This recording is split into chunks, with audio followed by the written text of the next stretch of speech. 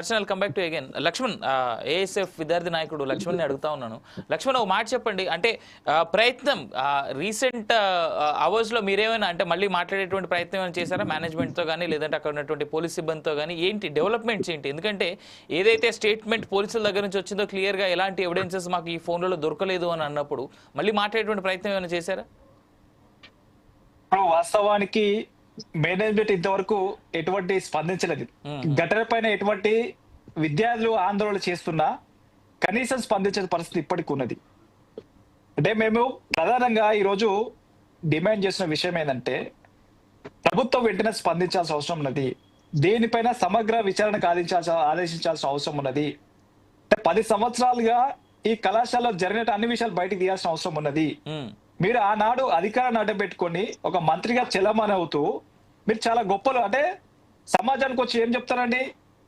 మల్లారెడ్డి అంటే ఎవరు?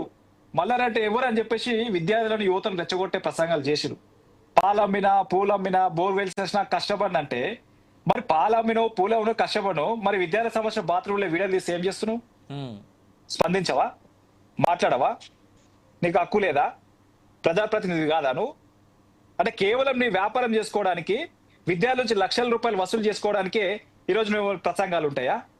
10,000 మంది విద్యార్థులను డాక్టర్లు చేసినా, ఇంజనీర్లు చేసినా, ఐఏఎస్ ఆఫీసర్ చేసినా, ఐపీఎస్ ఆఫీసర్ చేసినట్టు నువ్వు మరి ఈ కళాశాలలో ఏ ఒక్క పేద విద్యార్థికైనా విద్యాదానం చేసావా? ఏ ఒక్క పేద ప్రజలకు ఏమైనా నీ యొక్క ఆసుపత్రిలో ఉచితంగా వైద్యం అందించినవా? ఇవన్నీ చెప్పవా? ఇవన్నీ చేసినావా నువ్వు? అన్ని మాట్లాడాల్సి వస్తుంది. అంటే కేవలము రాజకీయంగా ఎదిగి విద్యార్థులను అడ్డం పెట్టుకొని రాజకీయంగా ఎదిగి తనకు పబ్బం గడుపుకోవడానికే మల్లారెడ్డి ప్రయత్నం చేసిన తప్ప వాస్తవానికి ఎక్కడో పేద విద్యార్థులకు న్యాయం చేసిన దాఖలాలు లేవు. అంటే చాలా ఘటనలు జరిగినాయండి. ఇదొకటే కాదు, మేము చాలా విషయాలు చూసినాం. చాలా మంది వివిధ జిల్లాల నుంచి, వివిధ గ్రామీణ ప్రాంతాల నుంచి విద్యార్థులు అక్కడికి వచ్చి ఎంతో మంది తమ ఒక ఆస్తులు అమ్ముకొని, పొలాలు అమ్ముకొని తమ ఒక పిల్లల భవిష్యత్తు బంగారం లాంటి భవిష్యత్తు ఉండాలని చెప్పేసి చాలా మంది విద్యార్థి తల్లిదండ్రులు లక్షల రూపాయల ఫీజులు పెట్టి చదివిపిస్తున్నారు. కానీ వాళ్ళకి రక్షణ లేదు. కానీ చదివిపిస్తానంలో ఒక్కొక్క సందర్భంలో కొన్ని సందర్భాల్లో ఫీజులు కట్టకపోయినా ఇతర సమస్యలు ఏమున్నా వేధించేవారండి. విద్యార్థులు వేధింపులకు గురి చేసేవారు. ఫీజులు కట్టకపోతే హాల్ టికెట్లు ఇవ్వరు, ఫీజులు కట్టకపోతే పరీక్ష ఫీజు కట్టించుకోరు. అంటే ఇవన్నీ ఉన్నాయి. విద్యార్థి సంఘాలుగా మేము ఎన్నోసార్లు వారి యొక్క యాజమాన్య దృష్టికి తీసుకుపోతే తప్పించుకునే ప్రయత్నం. ఈరోజు చైర్మన్ పట్టించుకోరు, మల్లారెడ్డి గారు పట్టించుకోరు, అక్కడ గోపాల్ రెడ్డి పట్టించుకోరు, అక్కడ సిబ్బంది పట్టించుకోరు.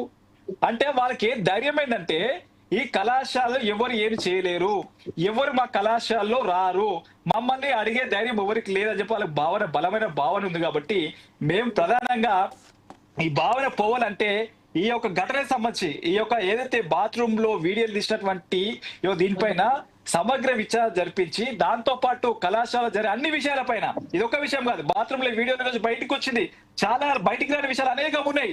దీనిపైన ఒక సమగ్రమైనటువంటి ఒక సిట్ విచారణ జరిపించాలి, లేదంటే హైకోర్టు సిట్టింగ్ జడ్జి చేత విచారణ జరిపించాల్సిన అవసరం ఉన్నది.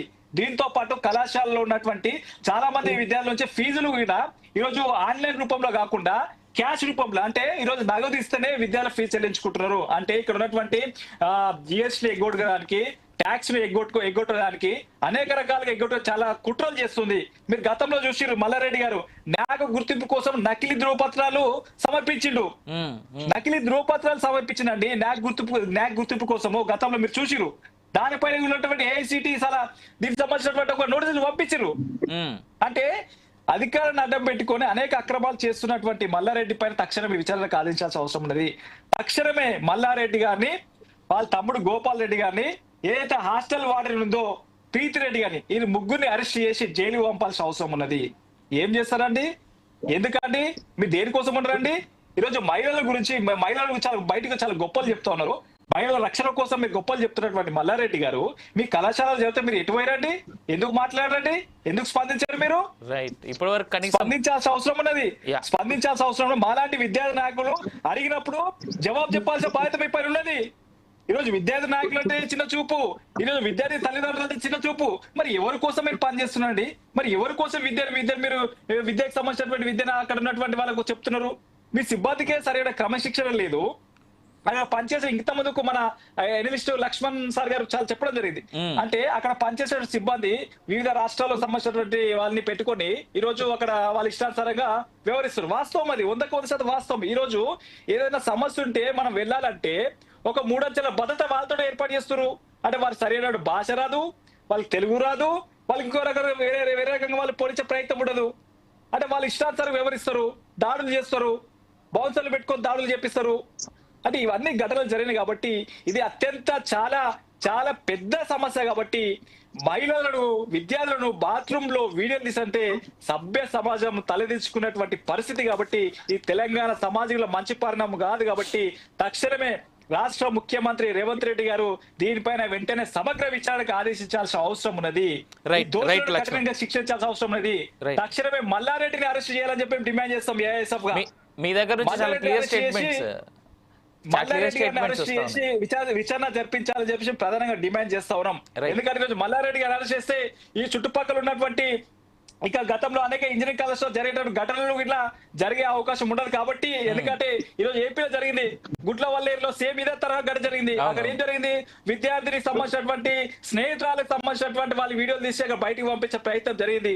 అంటే ఈ రోజు ఆంధ్రప్రదేశ్ లో జరిగింది, ఈ రోజు తెలంగాణ జరిగింది, రేపు ఇంకో బెంగళూరులో జరుగుతుంది, లేకపోతే కర్ణాటకలో జరుగుతుంది. అంటే ఎక్కడ జరిగి ఇట్లా మహిళలకు రక్షణ కల్పించాల్సిన బాధ్యత ప్రతి పౌరుని పైన ఉన్నది, ప్రతి ప్రభుత్వానికి పైన ఉన్నది. కాబట్టి తక్షణమే ప్రజా ప్రభుత్వం ఉన్నటువంటి కాంగ్రెస్ ప్రభుత్వం వెంటనే దీనిపైన సీరియస్ గా స్పందించాల్సిన అవసరం అనేది, సీరియస్ గా దృష్టి కేంద్రీకరించి విచారణ జరిపించి వెంటనే కళాశాల గుర్తింపు రద్దు చేయాలని చెప్పేసి మేము డిమాండ్ చేస్తా ఉన్నాం. Right sir. లక్ష్మణ్ గారు ఒక మాట చెప్పండి. ఇప్పుడు లక్ష్మణ్ దగ్గర నుంచి చాలా క్లియర్ స్టేట్మెంట్స్ వినిపిస్తా ఉన్నాయి.